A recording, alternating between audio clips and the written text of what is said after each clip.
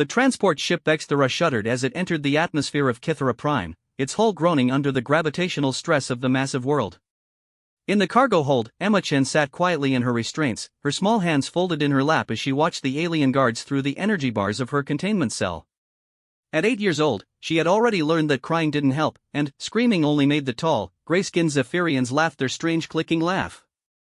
The Zephyrians stood nearly 9 feet tall, with elongated skulls and forearms that ended in razor-sharp claws. Their skin was the color of old pewter, stretched tight over angular bones, and their large black eyes held no warmth or mercy. They wore ceremonial armor for this occasion, deep purple plates that caught the light from the ship's bioluminescent panels. Emma had heard them talking in their clicking language about something called the feeding ceremony, but their translation devices hadn't provided context she could understand. Commander Vex then approached her cell, his forearms moving in what Emma recognized as gestures of importance among his people. The translation collar around his neck activated as he spoke, converting his clicks and hisses into flat, emotionless human words. "Small human thing," he said, his voice carrying the metallic undertone of the translator. "Today you will have the honor of feeding the sacred albino death wolf of Kythera Prime. Your species should feel pride that one of your younglings will nourish such a magnificent predator." Emma looked up at him with calm brown eyes that held none of the fear he expected. "Why do you want to hurt me? I didn't do anything wrong." The question seemed to amuse Vex then. His mandibles clicked in what passed for laughter among his kind. "Wrong? Small one, your very existence is wrong. Humans are a plague species that spreads across star systems like a disease. We do the galaxy a service by removing even one of your kind." "My mom says that people who hurt kids are cowards," Emma replied quietly. "She says only weak people pick on someone smaller than them." The other guards made their clicking laugh sounds, but Vexthen's expression darkened. "Your human mother is dead, small one. We made sure of that when we took their pathetic colony ship. You are the last of your settlement, and, when the wolf tears you apart, even that small memory will be erased." For the first time, Emma's composure cracked slightly. Her eyes filled with tears, but she blinked them away quickly.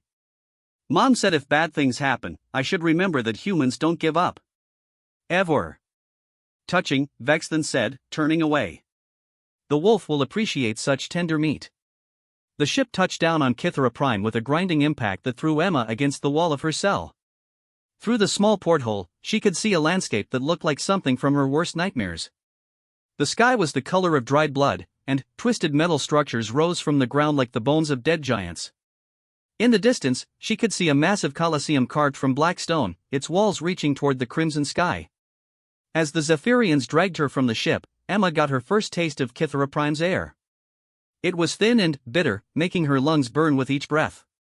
The gravity was heavier than what she was used to, making each step an effort. But she walked on her own, refusing to let the aliens carry her like a piece of cargo. The procession through the city was like a parade of horrors. Thousands of Zephyrians lined the streets, clicking and hissing their approval as Emma was led toward the Colosseum. Some threw rotting organic matter at her, while others held up recording devices to capture the moment for posterity. Emma kept her head up and her eyes forward, just like her father had taught her when they practiced evacuation drills back on the colony. The interior of the Colosseum was even more intimidating than its exterior. Carved from the same black stone, it could hold at least 50,000 spectators, and every seat was filled. The arena floor was covered with sand that had been stained dark by countless previous executions. Massive screens showed close-up views of Emma's face to the crowd, who responded with deafening clicks and hisses of anticipation. High above in the royal viewing box, Emperor Zy himself had come to witness this execution. The ancient Zephyrian ruler was even larger than his soldiers, nearly 10 feet tall, with ceremonial scarring covering his gray skin. His forearms wore golden bands that marked his imperial status, and his black eyes held the cold calculation of a being who had ordered the deaths of millions. "Begin the ceremony," Zy commanded, his voice amplified across the arena. The gates at the far end of the Colosseum began to rise with a grinding mechanical sound. From the darkness beyond came a low growl that seemed to shake the very foundations of the building. The crowd fell silent in anticipation. Emma stood alone in the center of the arena, looking impossibly small against the vast expanse of stained sand. The Zephyrians had removed her restraints, there was nowhere for her to run, and an 8-year-old human girl posed no threat to their sacred predator. She wore simple clothes from the colony ship, blue jeans, a red shirt with a cartoon character on it, and sneakers that her mother had bought her for her birthday just 2 months ago. The growling grew louder, and then, the albino death wolf of Kythera Prime emerged from its tunnel. The creature was beyond anything Emma's young mind could have imagined. It stood 8 feet tall at the shoulder, with a body that was at least 15 feet long. Its hide was pure white, but crisscrossed with scars from countless battles. Its head was massive, with jaws that could easily crush a grown man, and teeth like curved daggers. 6 legs carried its enormous frame with predatory grace, and its tail ended in a cluster of bone spikes that dripped with natural venom. But it was the creature's eyes that truly terrified the crowd. They glowed with an intelligence that was almost human, but completely alien and hostile. This was not just a predator, this was a thinking killer that took pleasure in the hunt. The wolf circled Emma slowly, its massive head lowering as it caught her scent. It had been starved for 3 days in preparation for this feeding, and its stomach growled audibly as it contemplated its small prey. The crowd held its collective breath, waiting for the inevitable charge and the brief, brutal end that would follow. Emma stood perfectly still, her young mind racing through everything her parents had taught her about survival. Her father had been a former Marine who believed in preparing his family for any emergency. Her mother had been a xenobiologist who understood how different species thought and behaved. Together, they had given their daughter knowledge that the Zephyrians never could have anticipated. The wolf completed its circle and faced Emma directly, its massive head tilting as it studied her. In its ancient mind, shaped by thousands of years of careful breeding and conditioning, something didn't seem right about this prey. Usually, the creatures brought before it showed fear, their scent reeked of terror, their movements were panicked and erratic. This small being showed none of those signs. Emma slowly reached into her pocket and pulled out something small, a piece of synthetic chocolate from her emergency rations that she had hidden from the guards. The movement caused the wolf to tense, but she made no sudden gestures. Instead, she simply held the food in her palm and extended her arm. "I know you're hungry," she said quietly, her voice barely carrying across the arena. "But you don't have to hurt me. We could be friends instead." The crowd erupted in clicking laughter at the absurdity of a human child trying to make friends with their most sacred killer. Even Emperor Zythek's mandibles moved in what passed for amusement among his people. But the wolf didn't attack. Instead, it lowered its massive head toward Emma's outstretched hand, its nostrils flaring as it caught the scent of the chocolate. The creature had never encountered anything like this small being who showed no fear, who offered food instead of cowering in terror. Emma stood motionless as the wolf's enormous head came within inches of her face. She could feel its hot breath on her skin and smell the scent of previous victims on its teeth. Any sudden movement would trigger its predatory instincts, and she would be dead before she could blink. "That's right," she whispered, her voice so soft only the wolf could hear. "I'm not going to hurt you. And maybe you don't have to hurt me." The wolf's glowing eyes met hers, and, for a moment, predator and prey regarded each other with mutual curiosity rather than hostility. In that instant, something passed between them, a recognition that neither was quite what they appeared to be. The crowd's laughter began to die away as they realized that their sacred execution was not proceeding as expected. Murmurs of confusion rippled through the stands as the wolf continued to study the small human without attacking. Commander Vex then leaned forward in his viewing box, his 4 hands gripping the rail tightly. "What is the creature waiting for?" he demanded. "Why doesn't it feed?" Emperor Zythek's black eyes narrowed as he watched the strange tableau in the arena below. In all his centuries of rule, he had never seen the albino death wolf hesitate before killing its prey. The creature had been bred and conditioned for pure aggression. It should have torn the human child apart within seconds of emerging from its tunnel. Down in the arena, Emma felt a moment of hope. The wolf hadn't attacked, which meant there was still a chance she could survive this. Her parents had always told her that intelligence and courage could overcome even the most impossible odds. She just had to be smart enough to find a way. The wolf slowly extended its massive head and sniffed at the chocolate in Emma's palm. The sweet scent was unlike anything in its usual diet of struggling prey and raw meat. After a moment's hesitation, its enormous tongue emerged and carefully took the small piece of food. The crowd gasped in amazement. Their sacred killer was accepting an offering from its intended victim. Emma smiled for the first time since her capture. "See? We can be friends." But her moment of triumph was short-lived. From his position high above the arena, Emperor Zwithek had seen enough. This deviation from the sacred ceremony was unacceptable, and it made his empire look weak before the assembled crowds. Activate the pain inducers, he commanded his technicians. Force the wolf to feed immediately.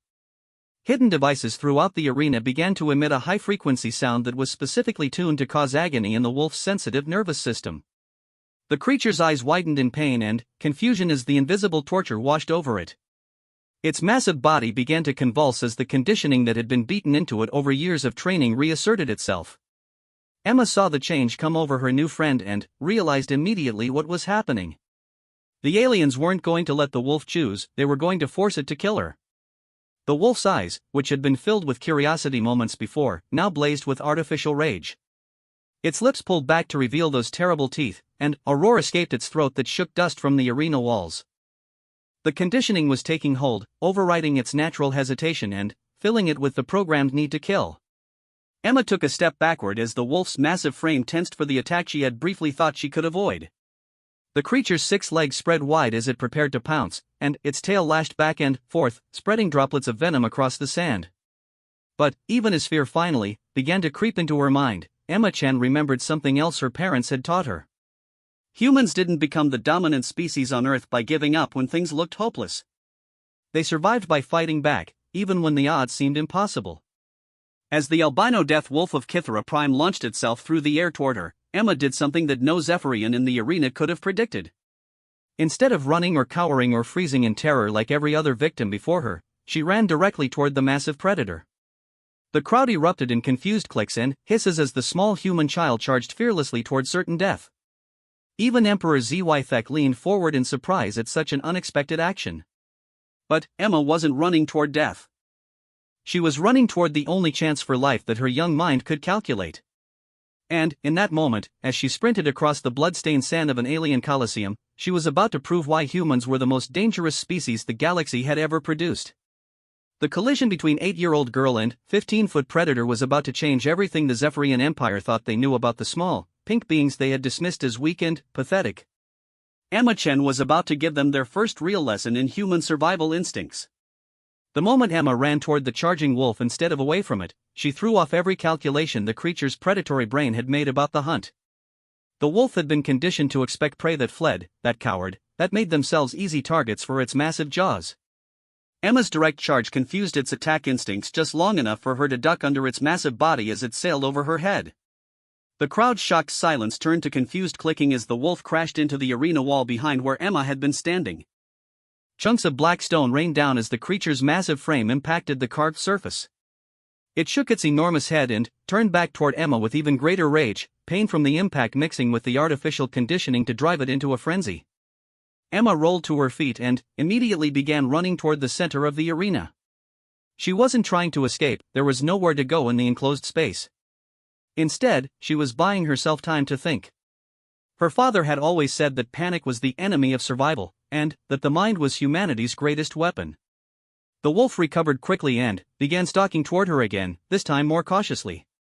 Its glowing eyes tracked her movement as she backed away, and its 6 legs moved with the deadly grace of a perfect killing machine. The pain inducers continued their invisible torture, ensuring that the creature remained locked in its programmed aggression. High in the royal viewing box, Emperor Zwithek found himself leaning forward with unexpected interest. "What is the human child attempting to accomplish?" he asked his advisors. "Does she not understand that delay only prolongs her suffering?" Commander Vex then clicked his mandibles nervously. "Perhaps human younglings lack the intelligence to recognize hopeless situations, Your Magnificence. Their primitive minds may not understand the concept of inevitable death." But, as they watched, Emma suddenly stopped running. She stood perfectly still in the center of the arena, her small chest rising and falling as she caught her breath. The wolf slowed its approach, once again confused by prey that wasn't behaving according to its expectations. Emma's mind raced through everything she knew about predators from her mother's lessons about alien biology. The wolf was being controlled by artificial signals, but underneath the conditioning was still a living creature with its own instincts and needs. Her mother had always said that understanding an animal's basic nature was the key to predicting its behavior. The wolf circled her again, looking for the right moment to strike. Its massive head swayed back and forth as it fought against the conflicting signals in its brain, the artificial conditioning demanding immediate violence, and its natural instincts telling it that this strange prey was unlike anything it had encountered before. Emma slowly reached into her other pocket and pulled out her emergency whistle, a high-frequency device her father had given her to signal for help during emergencies. The small silver object caught the light from the arena's glowing panels. "I'm sorry," she said to the wolf, loud enough for her voice to carry across the arena. "They're hurting you to make you hurt me. But I won't let them do that to either of us." She raised the whistle to her lips and blew with all the force her small lungs could manage. The sound that emerged was beyond the range of human hearing, but the wolf's sensitive ears caught every decibel. The creature's massive head snapped back as if it had been struck, and it stumbled sideways as the unexpected sound overloaded its already stressed nervous system. But Emma wasn't finished. She had noticed something during her observation of the arena, the way sound echoed off the carved walls, the way the acoustic design seemed to amplify certain frequencies. Her mother's training in xenobiology had included lessons about how different species used sound for communication and territory marking. Emma took a deep breath and began to howl. The sound that came from her small throat was nothing like a human scream or cry. Instead, it was a long, mournful note that she had learned from watching nature documentaries about Earth's wolves. She poured all her fear, all her sadness about her parents, and all her desperate will to survive into that sound. The effect on the albino death wolf was immediate and dramatic. The creature froze in place, its massive head tilting as it processed this impossible sound. No prey had ever made a sound like that before. It was the cry of an alpha predator, not a victim. The crowd's confusion turned to alarm as Emma's howl echoed around the arena, amplified by the acoustic properties until it seemed to come from everywhere at once. The sound triggered something deep in the wolf's genetic memory, something that predated its conditioning and torture. Emma's howl rose in pitch and volume, becoming something that was part human desperation and part ancient pack call.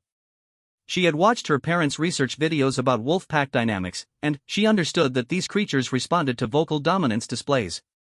She was betting her life that some part of that behavior still existed in this alien monster. The wolf took a step backward, its glowing eyes wide with confusion. In its pain-addled mind, the small creature before it had just issued a challenge that its deepest instincts recognized as coming from a dominant predator. Everything about the situation contradicted its understanding of how hunts were supposed to proceed. Emma let her howl fade and then spoke again, her voice carrying clearly across the suddenly silent arena. "You don't have to be their weapon," she said to the wolf. "You can choose who you really want to be." The crowd erupted in outraged clicks and hisses. The idea that their sacred killer might have a choice in its actions was blasphemous to everything the Zephyrian Empire believed about power and control.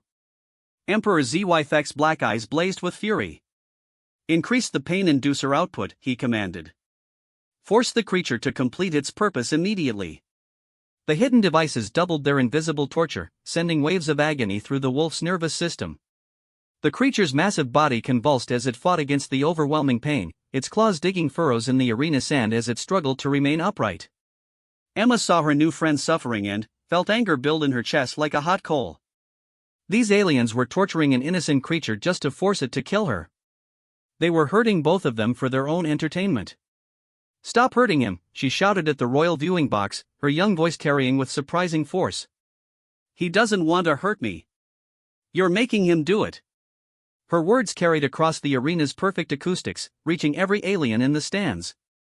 The crowd clicked their disapproval at such an outburst, but many found themselves looking between the small human and their sacred predator with growing uncertainty. The wolf was fighting the conditioning now, its massive head shaking back and forth as it tried to clear the artificial signals from its mind. The pain inducers were designed to break its will completely, but the creature's encounter with Emma had awakened something that the Zephyrians had thought they had bred out of it generations ago, the ability to choose. Commander Vex then leaned toward the Emperor. "Your Magnificence, perhaps we should simply shoot the human and be done with this ceremony." The crowd grows restless, and the situation becomes irregular. But Emperor Zythek was fascinated despite himself. In his long reign, he had never seen anything challenge their control over the albino death wolf. The creature had been the ultimate symbol of Zephyrian power, an unstoppable predator that killed on command and never questioned its orders. If a human child could somehow interfere with that control, it represented a threat to the very foundation of the Empire's authority. "No," he said slowly. Let us see how this develops. If the human has some ability to influence our creature, we must understand it before we decide how to respond. Down in the arena, Emma could see the wolf suffering and made a decision that would have seemed insane to any adult. She began walking slowly toward the massive predator, her hands held open and empty in a gesture of peace. "I know they're hurting you," she said softly as she approached. "My dad used to get headaches that made him act angry when he wasn't really angry. This is like that, isn't it?" The wolf's glowing eyes focused on her with desperate intensity. The pain inducers were driving it toward madness, but something about the small human's presence helped it maintain a fragment of clarity. Her scent carried no fear, only determination and, something else the creature had never encountered before, compassion. Emma was now close enough that the wolf could have killed her with a single bite, but she continued to approach without hesitation. The crowd held its collective breath as the small human reached up toward the massive predator's scarred head. "It's okay," she whispered, her hand touching the wolf's fur for the first time. The creature's hide was softer than she had expected, and she could feel the rapid beating of its enormous heart. "They can't make you be something you're not." The contact between human and alien predator sent a shock of recognition through both beings. For Emma, it was the confirmation that the wolf was a living creature capable of choice rather than just a mindless killing machine. For the wolf, it was the first gentle touch it had experienced in its entire life of captivity and conditioning. The pain inducers continued their torture, but the wolf found that focusing on the small human's presence helped it resist the artificial signals. It lowered its massive head until it was level with Emma's, and, for a moment, they simply looked into each other's eyes. In that moment of connection, both predator and child understood something that the watching Zephyrians could not comprehend. They were both prisoners here, both victims of the Empire's cruelty. The aliens had tried to turn them against each other, but, instead, they had found common ground in their shared suffering. The crowd's clicking grew anxious as the expected execution continued to fail to materialize. Many had come specifically to see human blood spilled, and this strange interlude between victim and killer was not what they had paid to witness. Emperor Zythek's four hands gripped his throne as he watched the impossible scene below. The albino death wolf was not just failing to kill the human child, it appeared to be forming some kind of bond with her. Such a development threatened everything the Empire had built its reputation upon. "Activate the backup protocols," he commanded his technicians. "Release the pain gas." Hidden vents around the arena began to emit a colorless, odorless chemical designed to cause excruciating agony in both the wolf's respiratory system and any other breathing creature in the arena. The gas was a backup measure reserved for situations where the primary conditioning failed to work. Emma felt the burning in her lungs almost immediately and began coughing as the invisible torture filled the air around her. The wolf roared in pain as the gas triggered every pain receptor in its massive body, and its friendly demeanor began to collapse under the renewed assault. But Emma had one more card to play, something her mother had taught her about atmospheric processors during their colony ship journey. She pulled out her inhaler, a device she used for her mild asthma, and took a deep breath of the filtered air inside. Then, she did something that amazed even herself. She pressed the inhaler against the wolf's massive nostrils and activated the device, sharing her clean air with the creature that was supposed to be her killer. The wolf's eyes widened as the filtered air hit its lungs, providing momentary relief from the burning gas. In that instant of clarity, it made a decision that would change the course of galactic history. The albino death wolf of Kythera Prime turned away from the small human who had shown it kindness, fixed its glowing eyes on the royal viewing box where Emperor Zythek sat in shock, and released a roar of pure defiance that shook the very foundations of the arena. For the first time in its captive existence, the wolf had chosen its own target. And it was no longer interested in killing the innocent. Instead, it wanted to destroy those who had tortured it for so many years. Emma felt a surge of fierce pride as her new friend declared its independence from its tormentors. She might be only 8 years old and trapped in an alien coliseum, but she had just accomplished something that thousands of years of Zephyrian conditioning had failed to prevent. She had given a monster back its soul. And now that soul was very, very angry at the real monsters in this arena. The wolf's roar of defiance echoed through the arena with such force that several Zephyrians in the lower seats were knocked from their places. The sound carried a message that every being in the Colosseum understood instinctively: the sacred killer was no longer under Imperial control. Emperor Zythek rose from his throne, his forearms gesturing frantically at his control technicians. "Activate all restraint systems immediately. Deploy the neural suppressors. The creature must be brought back under control." Mechanical arms began extending from hidden compartments around the arena, each tipped with neural disruptors designed to pacify the wolf through direct stimulation of its brain's pain centers. These were emergency measures that had never been needed before, as the wolf had always been perfectly obedient. But, as the mechanical restraints reached toward the massive predator, Emma stepped between them and her new friend. The neural disruptors locked onto her instead, and the 8-year-old girl suddenly found herself under assault by weapons designed to torture a creature 15 times her size. The pain was indescribable. Electric fire raced through Emma's nervous system as the disruptors pumped energy directly into her brain. She fell to her knees in the arena sand, her small body convulsing as the alien torture devices mistook her for their intended target. The wolf saw what was happening and something snapped in its alien mind. These creatures had tortured it for years, forced it to kill innocents for their entertainment, and now they were harming the first being who had ever shown it kindness. The rage that filled the wolf was not artificial conditioning, it was pure, natural fury. With a speed that shocked even the Zephyrians who had trained it, the wolf lunged toward the nearest mechanical arm. Its massive jaws clamped down on the neural disruptor and crushed the device like glass. Sparks flew as the control system shorted out, and the torture of Emma stopped abruptly. The wolf didn't stop there. It moved from disruptor to disruptor, destroying each mechanical arm with systematic fury. The crowd began to panic as their supposedly controlled entertainment turned into a genuine threat to their safety. Emma struggled to her feet, her vision still blurred from the neural assault. "Thank you," she whispered to the wolf as it completed its destruction of the restraint systems. The massive creature turned back to her and gently touched her shoulder with its enormous head, checking to ensure she was unharmed. Commander Vex then activated his personal communication device, his voice rising with each word. "All security forces to the arena immediately. The situation has become completely uncontrolled." But Emperor Zwithek held up one hand, stopping the deployment of additional forces. His black eyes were fixed on the scene below with calculating intensity. "Wait," he commanded. "I want to observe this human's capabilities before we intervene further." The Emperor had not survived centuries of rule by acting without complete information. The fact that a human child had somehow turned their ultimate weapon against them was unprecedented, but it also represented an opportunity. If humans possessed some natural ability to influence alien predators, the Empire needed to understand that capability before deciding how to respond to the human species as a whole. Down in the arena, Emma was helping the wolf examine its injuries from the destroyed restraint systems. Several of the neural disruptors had managed to make contact before being destroyed, leaving burn marks on the creature's white hide. Emma used water from her emergency supply to clean the wounds, her gentle touch soothing the pain. "They really hurt you, didn't they?" she said softly as she worked. "But you're free now. They can't control you anymore." The wolf rumbled deep in its chest, a sound that was part purr and part growl. In its long life of captivity, it had never experienced care from another being. The sensation was confusing but deeply welcome. The crowd's panic was spreading as more Zephyrians realized that their sacred execution had turned into something entirely different.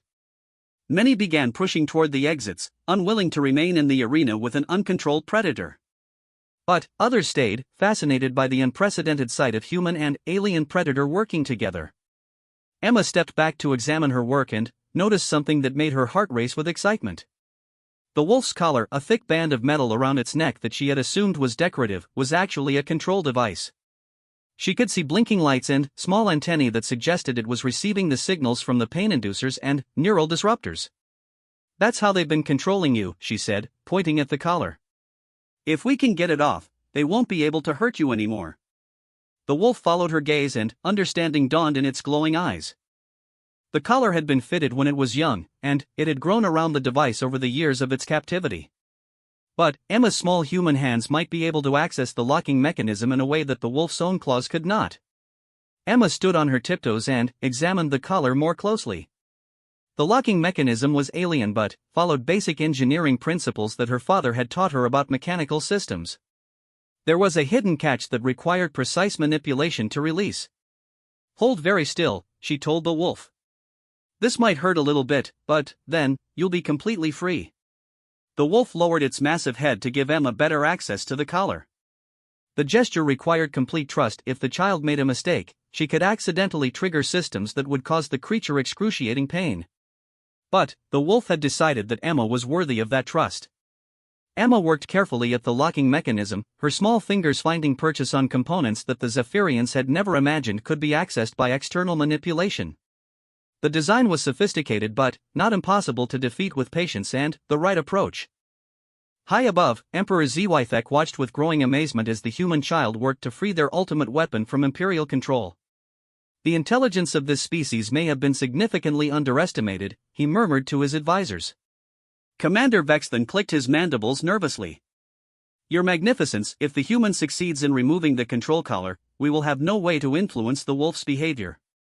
The creature could turn on the crowd. Yes, the Emperor replied thoughtfully. It could indeed.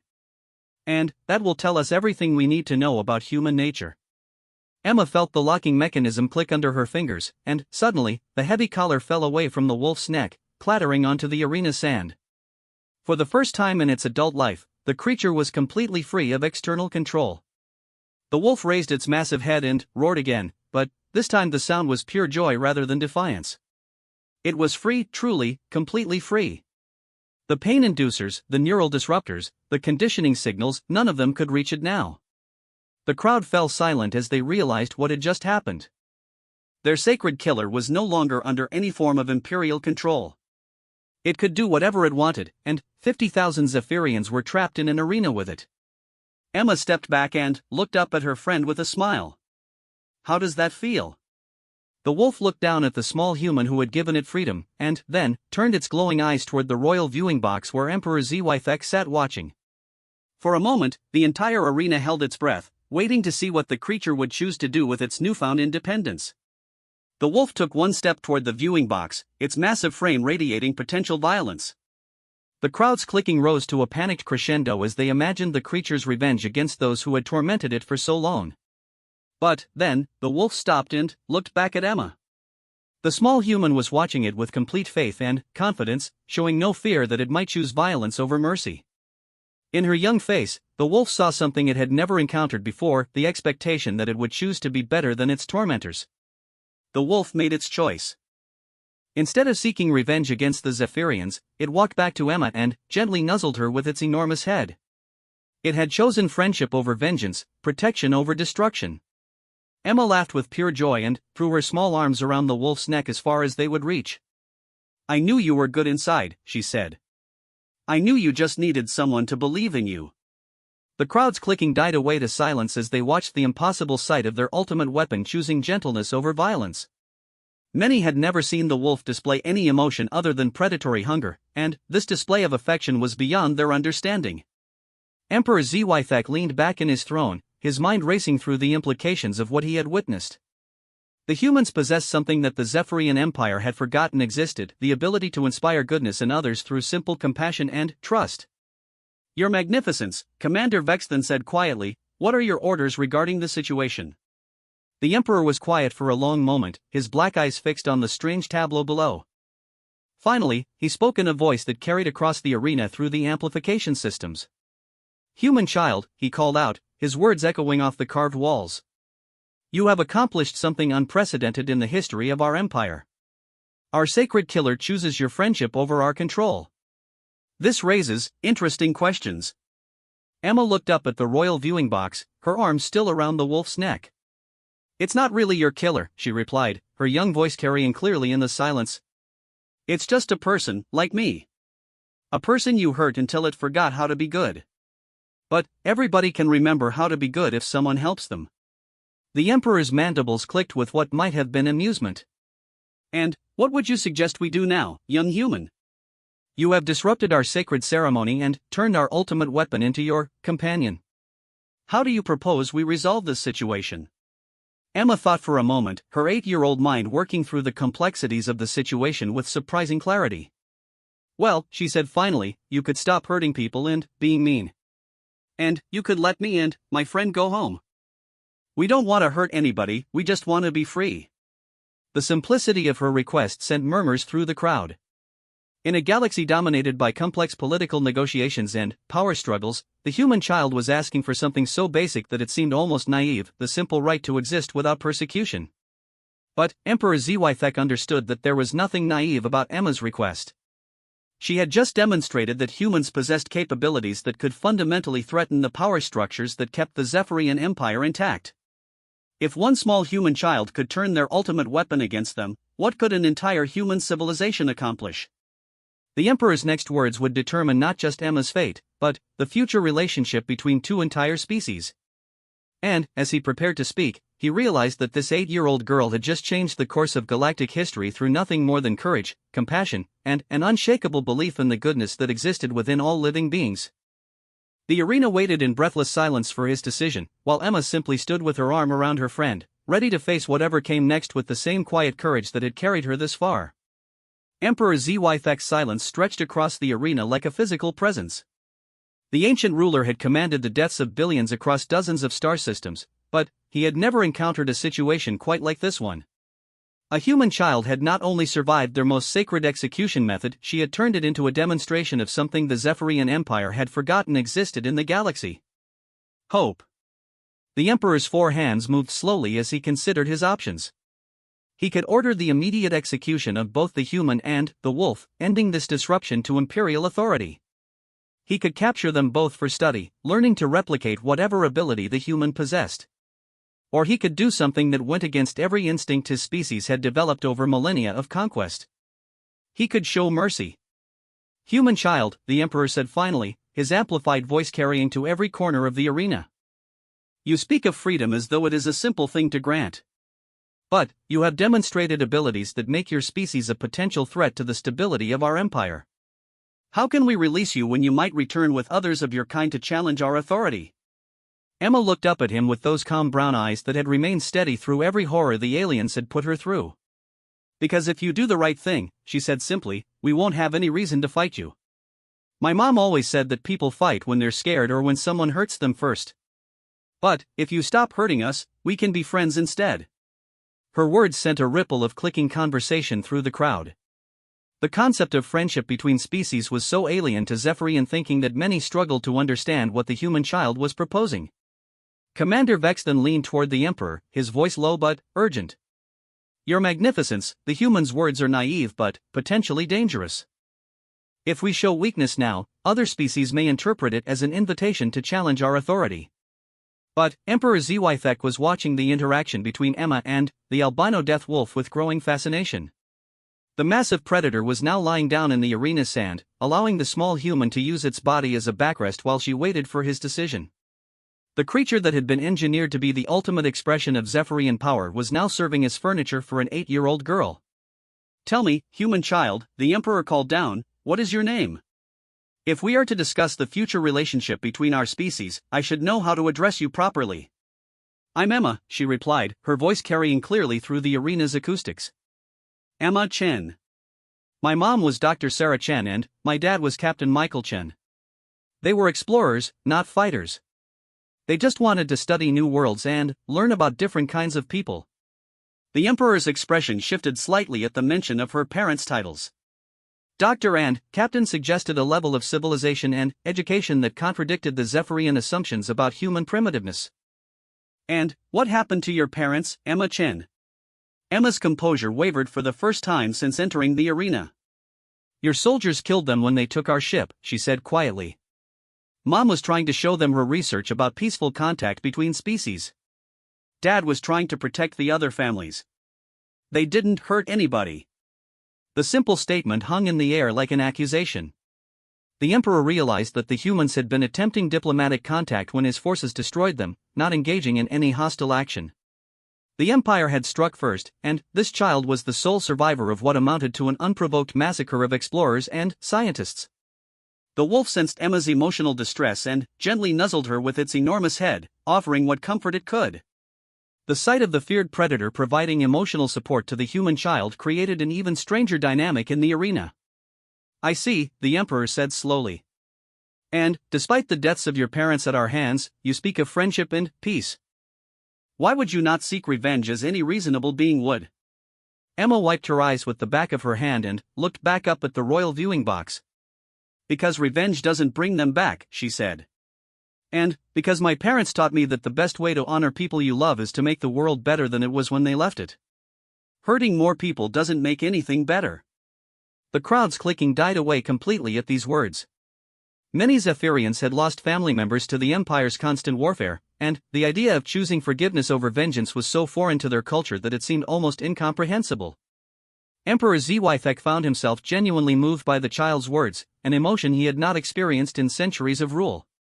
The human species represented something that the galaxy had not seen in millennia, a civilization that chose growth over conquest, learning over dominance. "Your Magnificence," Commander Vexton whispered urgently, "the crowd grows restless. A decision must be made." The Emperor looked out over his subjects and saw confusion and uncertainty in their expressions.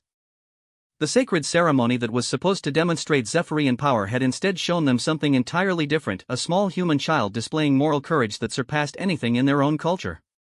"Emma Chen," the Emperor said, his voice carrying new tones of respect, "you have given me much to consider.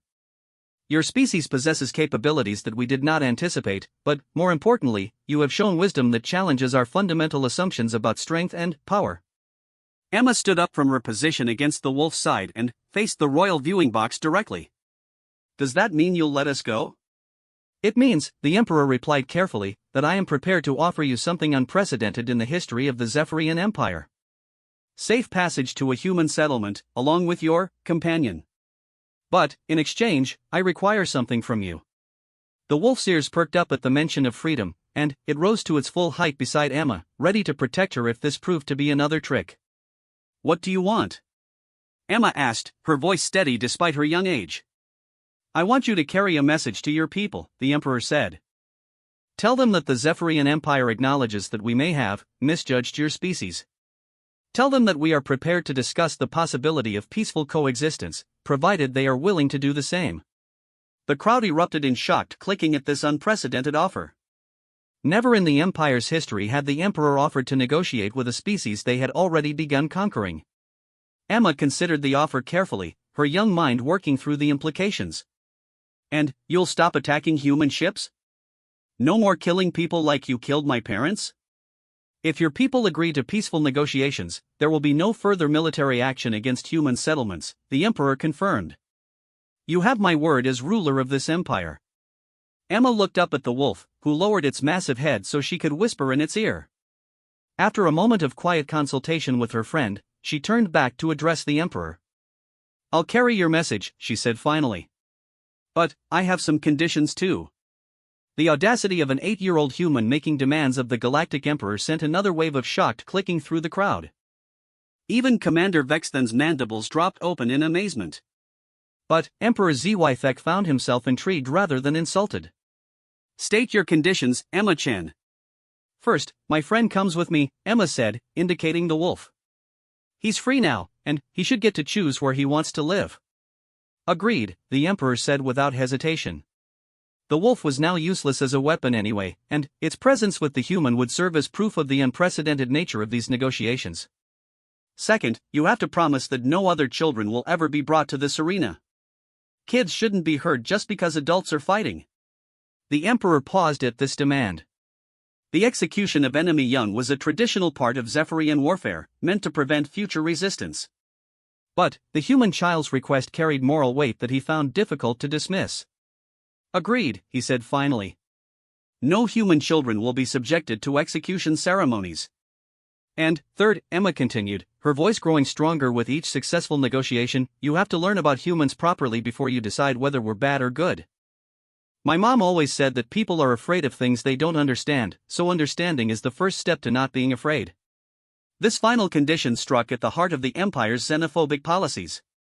The Zephyrians had always assumed other species were inferior without bothering to study them properly. The human child was asking them to overcome millennia of cultural conditioning. "Your mother sounds like she was a wise woman," the Emperor said quietly. "Very well, Emma Chen. I accept all your conditions. In exchange for your message to your people, we will study human culture and capabilities properly before making any further decisions about your species." Emma smiled for the first time since her capture, a brilliant expression that transformed her entire face. "Thank you. I think my parents would be proud that something good came from something so bad." The Emperor found himself smiling as well, an expression that shocked his advisors. "I believe they would be, young one." And, I believe the galaxy may be about to become a more interesting place because of what you have accomplished here today. Commander Vex then stepped forward, his voice betraying his confusion at the unprecedented turn of events. Your Magnificence, how shall we proceed with the humans' transport and the creatures' relocation? Prepare my personal diplomatic vessel, the Emperor commanded. Emma-chan and her companion will travel in comfort befitting ambassadors of peace. And, Commander? He turned to fix Vex then with his black eyes. The human child is to be treated with all the respect due to someone who has just prevented a war between our species. As the arena began to empty and preparations were made for Emma's departure, she sat once again with her back against the wolf's warm side, finally, allowing herself to feel the full weight of what had happened.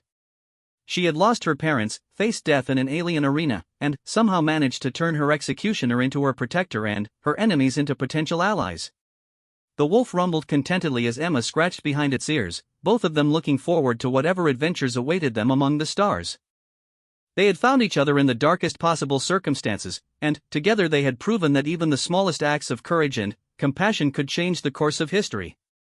As the crimson sun of Kithra Prime began to set over the arena, Emma-chan prepared to become the youngest ambassador in galactic history, carrying with her a message of hope that would reshape the relationship between two very different civilizations. 3 weeks later, the diplomatic vessel Zephyr's Dawn approached the outer rim of human space, carrying the most unusual diplomatic mission in galactic history. Emma-chan stood at the observation deck, her small hand resting on the wolf's massive head as they watched the stars wheel past. The creature she had named Snow, a simple name that seemed to fit his white fur and gentle nature, had adapted to ship life with surprising ease. The journey had been an education for everyone involved. The Zephyrian crew had initially been terrified of the uncontrolled predator aboard their ship, but watching Snow play gentle games with Emma and curl up protectively around her when she slept had slowly changed their perspective. By the end of the first week, even the most hardened warriors were sneaking the wolf treats from the kitchen. Captain Keel then, the vessel's commander, approached Emma with the respectful distance he had maintained throughout their journey. The veteran officer had served in dozens of military campaigns, but he had never encountered anything that challenged his worldview quite like this 8-year-old human child.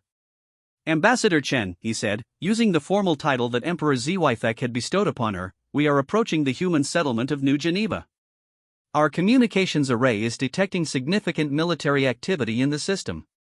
Emma looked up from the book she had been reading, a Zephyrian text on interstellar diplomacy that she was working through with surprising comprehension. They probably think you're here to attack them, she said matter-of-factly. Humans get scared when alien warships show up. We've learned to be careful. The irony was not lost on Captain Keel then. The humans had learned caution because of Zephyrian aggression, and now their justified paranoia was complicating the peace mission that could end that very aggression. What would you suggest we do to ease their concerns? He asked, genuinely seeking her advice. Emma thought for a moment, absently stroking Snow's ears as she considered the problem. Let me talk to them first, she said finally. Once they know I'm okay and that I'm here by choice, they'll be willing to listen. The captain activated the ship's communication systems and handed Emma the microphone with ceremonial solemnity. The frequency is open, Ambassador. New Geneva Control is waiting. Emma took the device and spoke in the clear, confident voice she had developed during her weeks of diplomatic preparation. New Geneva Control, this is Emma Chin aboard the Zephyrian vessel Zephyr's Dawn. I am safe, I am here voluntarily, and I have an important message for the Colonial Council. The response was immediate and emotional. Emma, this is Control. Are you really safe? What happened to your parents? What are your intentions with the Zephyrian vessel? Emma's voice remained steady despite the pain that mentioning her parents always brought.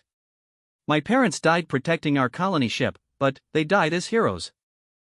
I'm here as an ambassador with a message from Emperor Zwithek himself. The Zephyrians want to discuss peace, and I think we should listen to what they have to say. There was a long pause before Control responded. Emma, we're going to patch you through to the Colonial Council directly. Please stand by.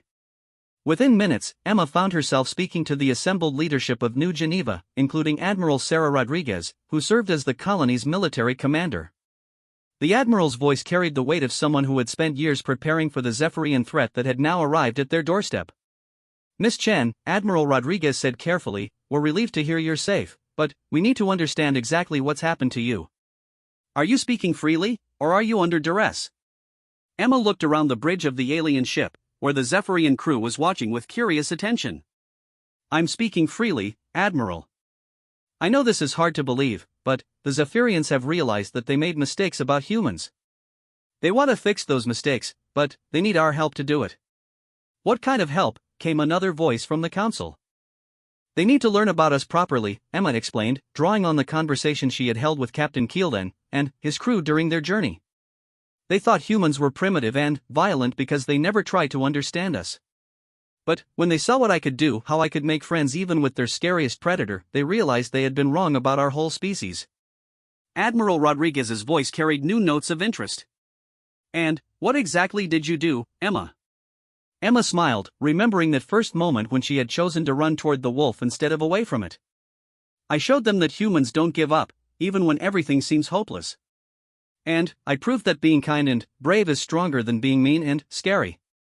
The next few hours involved the most complex diplomatic negotiations in human history, conducted primarily by an 8-year-old girl who had no formal training in interstellar relations but possessed something far more valuable: the moral authority that came from having survived the Zephyrians' worst and emerged with her humanity intact.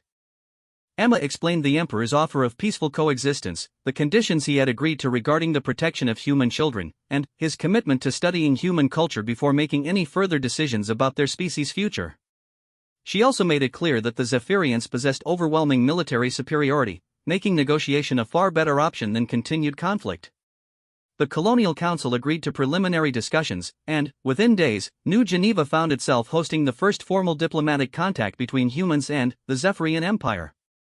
The negotiations were conducted in the colony's main conference center, with Emma serving as an unofficial mediator between the two species. Captain Keel then led the Zephyrian delegation with surprising skill, having spent weeks observing human behavior and learning about their customs. The journey with Emma had taught him that humans valued honesty, compassion, and the protection of the vulnerable, concepts that existed in Zephyrian culture but had been suppressed by centuries of imperial conquest. "The Emperor has authorized me to offer immediate cessation of all hostile actions against human settlements," Captain Keel then announced at the opening session. "In exchange, we ask for the opportunity to establish formal diplomatic relations and to learn about your species' capabilities and intentions." Admiral Rodriguez leaned forward across the negotiating table.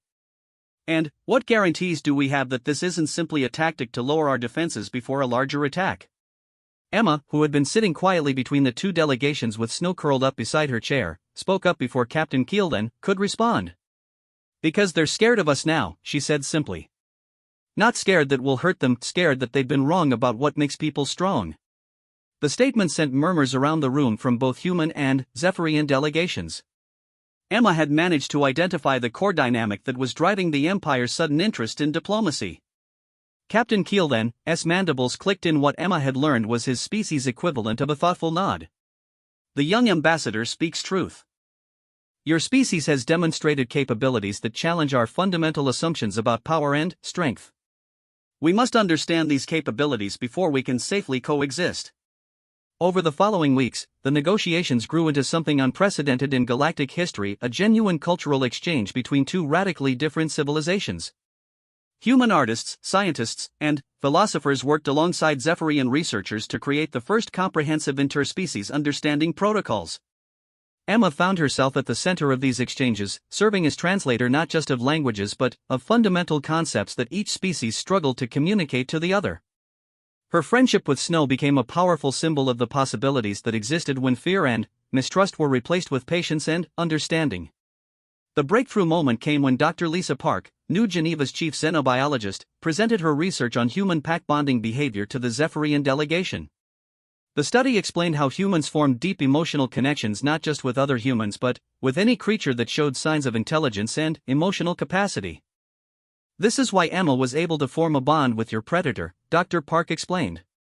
"Humans are naturally inclined to see the individual personality in other beings, rather than just their species' characteristics. We don't judge based on what something looks like, we judge based on how it behaves." Captain Keelden found this revelation fascinating. So when young Emma saw our weapon, she did not see a killer created by the Empire. She saw an individual being who was suffering? Exactly, Emma confirmed from her seat. Snow wasn't a monster. He was just a person who had been hurt so much that he forgot how to be nice. But everybody can remember how to be nice if someone helps them. The philosophical implications of this perspective sent ripples through both delegations.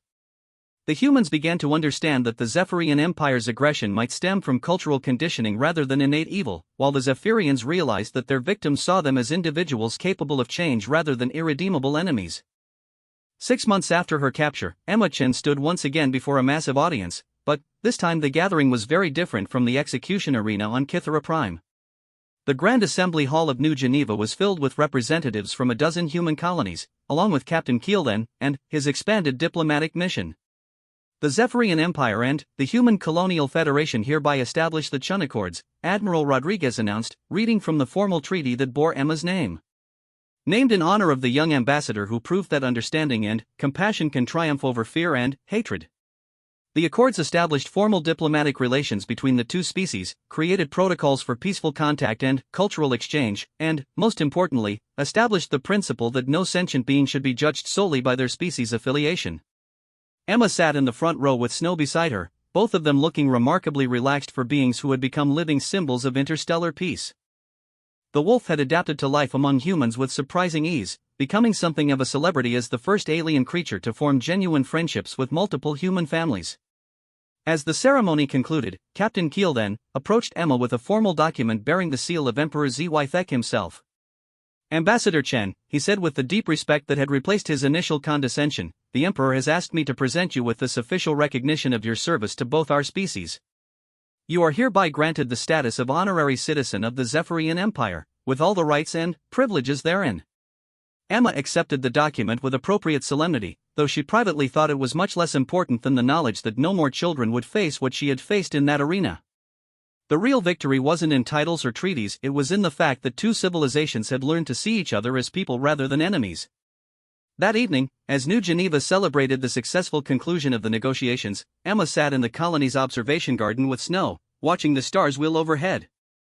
Captain Keelden found them there, enjoying the peaceful silence after months of intense diplomatic activity.